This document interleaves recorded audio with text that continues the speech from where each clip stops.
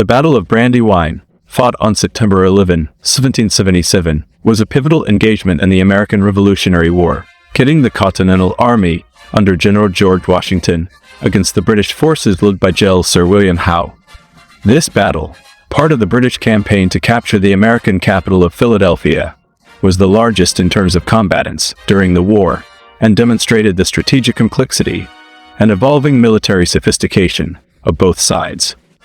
The Philadelphia campaign was a critical initiative for the British in 1777. After failing to put down the rebellion in 1776, General Howe sought to seize Philadelphia, the seat of the Continental Congress, and the symbolic heart of the American Revolution. Taking the capital, he believed, would demoralize the revolutionaries and possibly put an end to the war. Initially, there were disagreements in London regarding the strategy. Howe was supposed to coordinate with General John Burgoyne, who was heading south from Canada as part of the Saratoga campaign. However, Howe chose to transport his troops from New York City by sea to the Chesapeake Bay and approach Philadelphia from the south. In late August 1777, the British landed at Elk, Maryland, with an estimated 15,000 troops, including regular British soldiers and German auxiliaries. With approximately 11,000 Continental soldiers and militia, General George Washington positioned his forces along southeastern Pennsylvania's Brandywine Creek. Washington correctly predicted that the British would attempt to cross the creek and march toward Philadelphia, and he thought the terrain of Brandywine provided natural defensive advantages. His army took up positions along the creek's east bank near Chad's Ford, where several fords could be used for crossing. Brandywine Creek is a fast-flowing, twisting watercourse that runs roughly northwest to southeast. The terrain is hilly and wooded in some areas, but open in others, allowing for both defensive positioning and concealment of flanking maneuvers. Washington's troops formed a line spanning several miles. They guarded the main crossing at Chad's Ford and stationed pickets at other locations. However, the flanks were vulnerable, and Washington lacked reliable information about the surrounding area and the strength of enemy positions. General Howe masterfully devised the British plan. He intended to divert Washington's attention with a direct attack on Chad's Ford by Nefausen's division, while sending the majority of his forces north on a long flanking march under Lord Charles Cornwallis. This was a risky maneuver that necessitated speed, secrecy, and exact timing.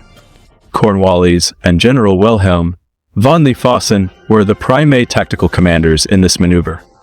Nefausen's mission was to keep Washington's attention and engage his main force at the ford, while Cornwallis crossed the Brandywine far extreme at Trimble's Ford and Jeffers Ford, then attacked Washington's right flank and rear.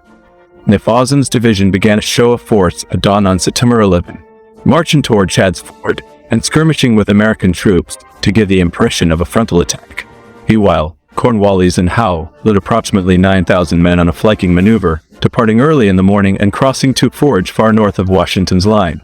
The march was long and complex, but it was largely unopposed due to Washington's poor intelligence and underestimation of British intentions. American scouts did not detect the flanking force until it was too late.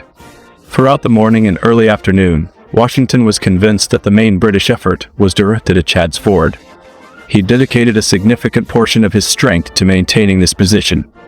General Nathanael Greene, who commanded the American right center, was placed in reserve, while General John Sullivan oversaw the American right wing. Other notable commanders included General Anthony Wayne, who led troops at the Battle of Brandywine, and General William Alexander, who commanded the far right flank. Around 2 p.m., reports surfaced that a large British force was approaching the American right flank from the north. These reports initially created confusion. Washington and Sullivan attempted to verify the intelligence, but the delay proved costly. By the time confirmation arrived, Cornwallis had already taken a position and was planning an attack. To respond to this threat, Washington quickly redeployed forces, sending Sullivan, Sterling, and Major General Adam Stephen to form a defensive line on high ground near Birmingham Meeting House. Cornwallis' men, exhausted from their march but still formidable, launched a devastating attack on the new American line. The fighting was intense and chaotic. Sullivan's troops were poorly positioned, with little time to entrench. When the British attacked, the American line began to buckle under pressure. Some American units resisted for a while, particularly around the Birmingham Meeting House and in the surrounding woods, but British numerical superiority and momentum ultimately prevailed. Meanwhile, as the American lines weakened, Nipawson launched a full-fledged assault across Chidds Ford. Wayne's men held for a while, but were eventually driven back. This two-pronged attack put the Americans in a pincer movement.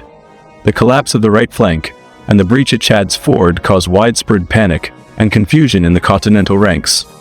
General Greene, who was held in reserve, carried out a masterful delaying action that helped cover the rest of the army's retreat. His troops fought valiantly to buy time, particularly at Dilworth, allowing many soldiers to escape what could have been a crushing defeat. Despite the defeat, Washington's leadership during the retreat prevented a complete disaster. His forces retreated in stages toward Chester, Pennsylvania. Casualties were high, with American losses estimated at around 1,000 killed, wounded, or captured, while British and Hessian losses were around 500. The loss of equipment and morale was significant, but not devastating. Washington regrouped and maintained the Continental Army's cohesion, a critical factor in the war effort. Several key leaders played significant roles in the Battle of Brandywine. George Washington demonstrated tenacity and quick thinking, despite intelligence failures that contributed to his defeat. Nathanael Greene emerged as one of the Army's most capable generals, thanks to his successful handling of the rearguard action. Despite criticism for allowing Nipawson to cross, Anthony Wayne led his men valiantly and suffered heavy casualties. Although later blamed for the confusion in line formation, John Sullivan did his best with the limited information available. To Lord Cornwallis and General Howe, the maneuver executed by them and the British Army showcased its tactical superiority at that stage of the war. General Nipawson's successful diversion was crucial to the British strategy.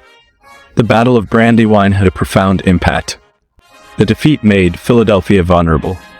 Less than 2 weeks later, on September 26, 1777, the British entered the city unopposed. This caused alarm and dismay among the American people, emboldening loyalists. However, the loss of Philadelphia did not have the strategic impact that the British had hoped for. The Continental Congress relocated to York, Pennsylvania, and continued to operate. Morale dipped but did not break. Militarily, the battle exposed several flaws in American preparedness, particularly in intelligence collection and battlefield coordination. Washington learned the hard way about the value of terrain analysis, the importance of reconnaissance, and the need for more flexible and mobile troop deployment. These lessons would have an impact on future engagements, including Germantown and Monmouth. The battle also highlighted the Continental Army's growing professionalism. Despite their defeat, they demonstrated resilience, bravery, and improved discipline compared to the early days of the war. The Battle of Brandywine had diplomatic implications. In Europe, particularly in France, the American cause was closely watched. Although Brandywine was a defeat, the subsequent battles of the Philadelphia campaign, particularly the counterattack at Germantown, impressed observers with American tenacity. With the eventual American victory at Saratoga in October 1777, the overall picture changed dramatically. In early 1778, France, which had previously been hesitant, was encouraged to join the American war effort. Thus, while Brandywine was a tactical defeat, it was part of a larger strategic picture that ultimately worked in favor of the Americans. Brandywine Battlefield Park preserves a portion of the battle site, which stretches across what is now Chester and Delaware counties in Pennsylvania. It commemorates the war's most extensive single-day engagement, with over 30,000 troops clashing in one of the most critical early campaigns. The park contains preserved terrain, monuments, and interpretive centers that commemorate the actions of soldiers from both sides. In retrospect, the Battle of Brandywine served as a dramatic illustration of the Continental Army's growing pains. It emphasized the brilliance of British maneuver warfare, particularly under commanders such as Howe and Cornwallis, while also demonstrating the resolve and adaptability of the American forces. Washington's leadership under pressure and ability to regroup following defeat ensured that the war effort continued apace. While it did not prevent the fall of Philadelphia, Brandywine showed that the Americans could compete with the professional British Army in major battles. The lessons learned in the fields near the creek significantly influenced American tactics for the remainder of the war. Many of the soldiers who fought there, including future heroes and leaders, faced a crucible of fire, testing their endurance and commitment to independence.